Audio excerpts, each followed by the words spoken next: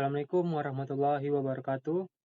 Perkenalkan, nama saya Fajar Almas dengan NIM D1D0 23079 kelas R004, mahasiswa Kehutanan Universitas Jambi tahun 2023. Di sini, kali ini saya akan mempresentasikan hasil tugas kelompok kami dari mata kuliah Perencanaan Hutan, yaitu Bisnis Plan Pengelolaan Hutan Desa dengan Tujuan Ekonomi Agroforestry, dengan dosen pengampu Bapak Dr. Marwoto S. Hud, MSI.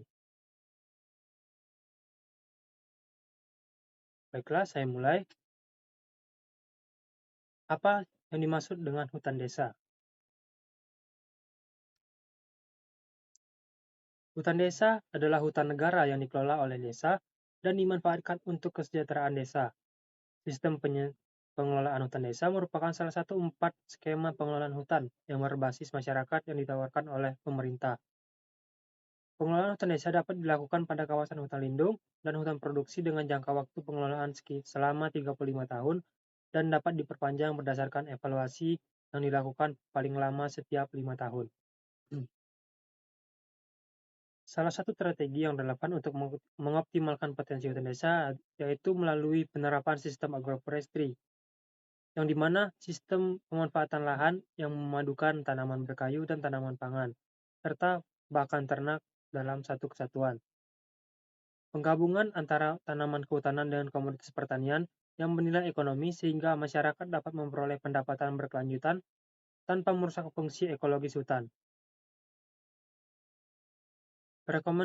Sistem agroforestry ini tidak hanya mendukung perbedaan perekonomian desa, tetapi juga berperan menjaga tutupan lahan, meningkatkan kualitas tanah, serta memperkuat ketahanan pangan masyarakat. Dengan adanya agroforestry, pengelolaan hutan desa tidak hanya sektor menjaga kelestarian, tapi juga memberikan manfaat ekonomi bagi masyarakat. Berikut adalah manfaat agroforestry. Yang pertama, ekologis. Yang kedua, mitigasi perubahan iklim. Yang ketiga, peningkatan ekonomi masyarakat yang pastinya. Dan yang keempat, meningkatkan kebersamaan antar masyarakat. Dalam pengelolaan hutan desa tentu memiliki tantangan, antara lain tekanan ekonomi, ketidakmerataan akses terhadap sumber daya hutan, dan peningkatan kapasitas masyarakat. Itu yang tantangan utama. Jadi, ada contoh kasus penerapan sistem agroforestry dalam pengelolaan hutan desa.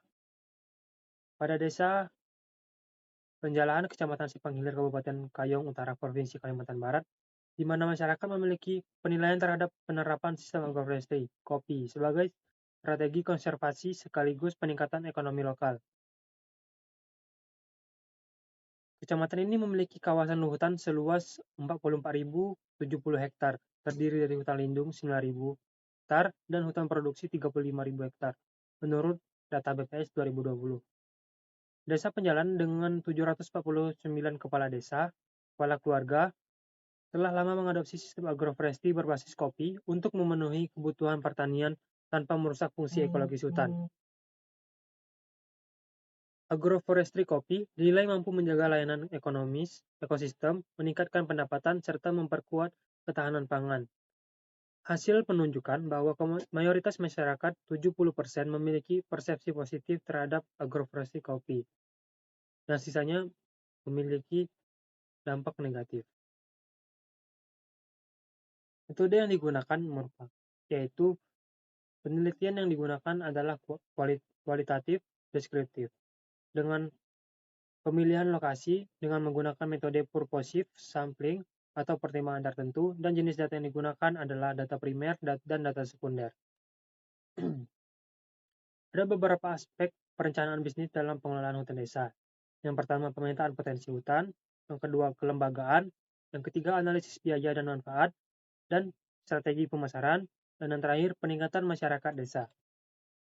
Dengan kesimpulan, pengelolaan hutan desa berbasis agroforestry merupakan strategi yang efektif untuk mengoptimalkan pemanfaatan sumber daya hutan secara berkelanjutan melalui integrasi tanaman, kayu, tanaman pangan, perkebunan, dan hasil hutan bukan kayu.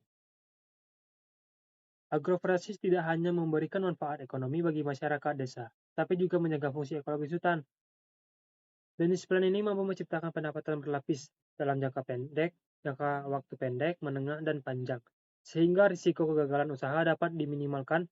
Selain itu, keberhasilan pengelolaan sangat ditentukan oleh peran aktif masyarakat, dukungan kelembagaan desa, akses pasar, serta pengelolaan teknis dari pemerintah dan mitra. Itu saja yang dapat saya presentasikan. Lebih dan kurang saya mohon maaf. Apabila ada salah kata, saya akhiri. Wassalamualaikum warahmatullahi wabarakatuh. Salam Rimba.